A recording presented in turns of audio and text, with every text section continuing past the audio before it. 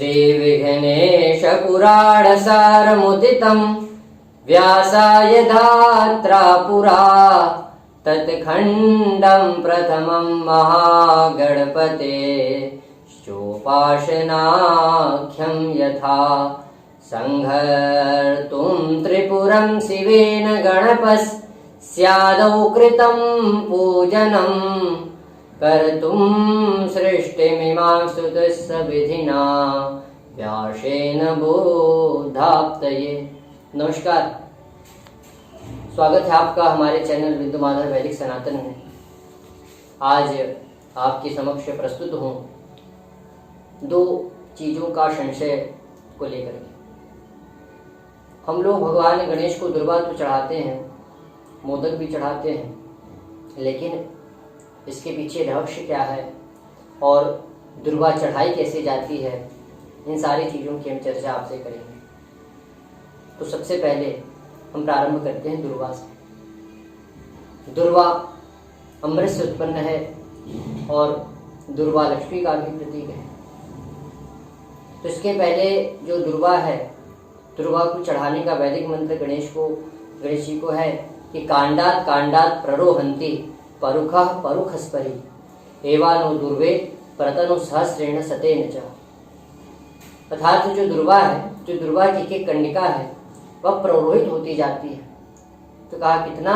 तो कहा कि पुरुखा परुखस्परि एवानो दुर्वे प्रतनु सहस्रेण सतेन च, पहले 100 फिर उससे भी ज्यादा।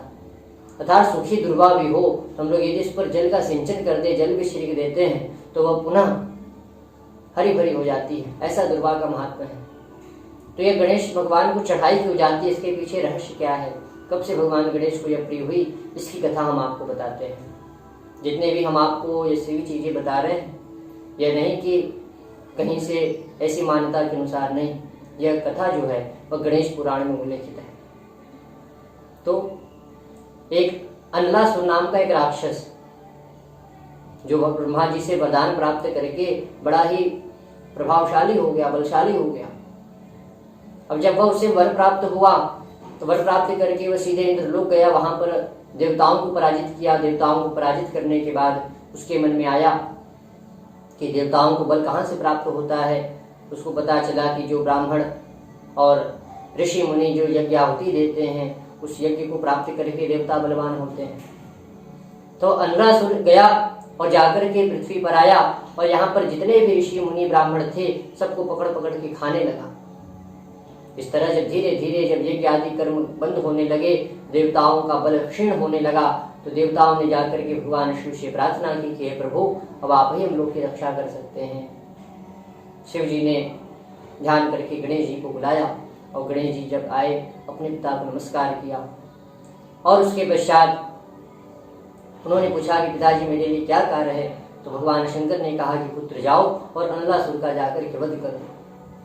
ऐसा जब उन्होंने कहा तो भगवान गणेश जो है वह ब्राह्मण का रूप धारण करके उस अनलासुर के समक्ष गए। और जैसा कि उसका नियम था कि ब्राह्मणों को पकड़ करके, ऋषियों को पकड़ करके खा जाना, और जैसे ही वह भगवान गणेश के पास गया, सोचा कि उनको पकड़ करके खा जाए, भगवान गणेश विराट स्वरूप धारण करके उस अनलासुर को ही भक्षण कर गए। अब सारे देवता तो प्रसन्न हो गए कि भगवान गणेश ने अनलासुर का वध कर दिया, लेकिन अब जब उनके पेट में अनलासुर गया, उसका वध तो हो गया, लेकिन भगवान गणेश के पेट में बहुत तेज दर्द होने लगा, उनकी वेदना बहुत तेज होने लगी। जब देवताओं को ये बात पता चली तो देवताओं के वैद्य अश्विनी कुमार को बुलाया गया। उन्होंने नाना प्रकार के उपचार किए, लेकिन गणेश जी को वेदना उनकी शांत नहीं हुई। जब सारे ऋषि मुनि अब इस चिंता में पड़ गए कि दैत्य का तो वध कर दिया गणेश जी ने, अब उनकी वेदना कौन हरे।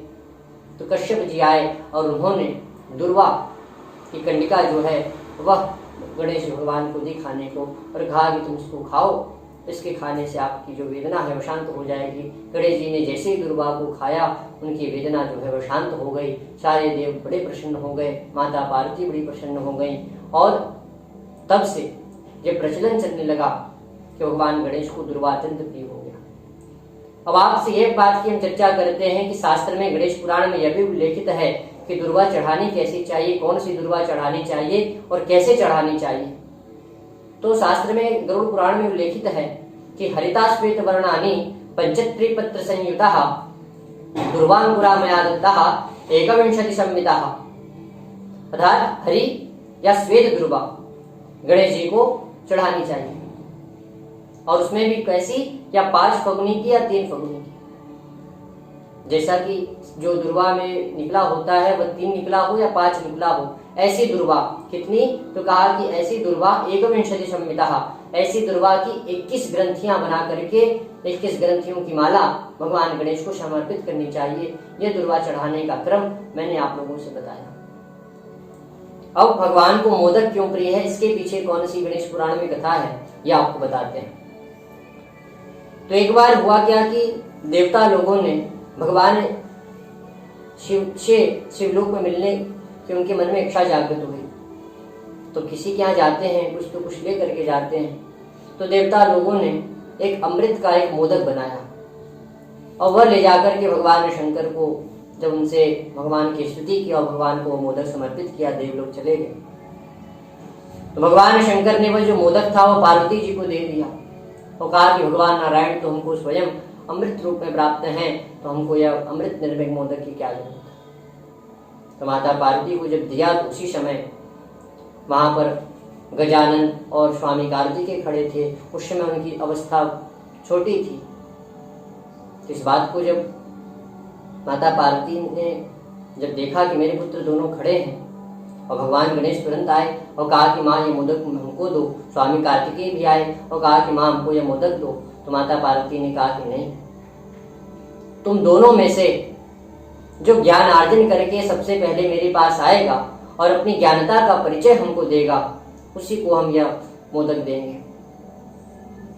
तो यह बात जब सुनी, स्वामी कार्तिकेय जो हैं अपने मयूर पर बैठ करके तुरंत ज्ञान अर्जन करने चले गए। अब गणेश जी विद्या के, अब उनके मन में आया कि हमको कहाँ भूख लगी और हम कहाँ जाएं विद्या ग्रहण करने।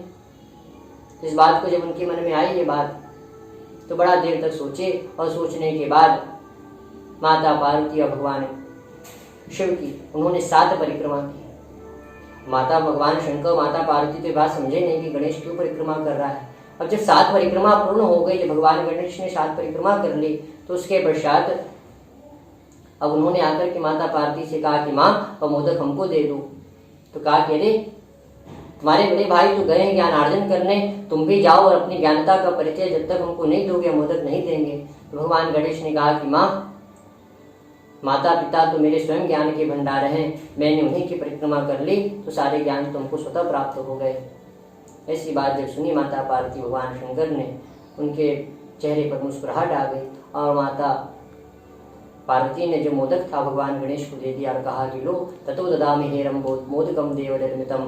माता पार्वती ने जो वह मोदक था भगवान गणेश को दे दिया और कहा कि हे गणेश, आज से तुमको जो मोदक चढ़ाएगा उसकी सारी मनोकामनाएं पूर्ण हो जाएंगी। तो इस प्रकार से मैंने आपकी यह जो दोष संशय क्या कहे जाए इसको, ये जो शास्त्र में चढ़ाया तो जाता है, इसके पीछे रहस्य क्या है, उस बात को हम आपके सामने प्रस्तुत किए।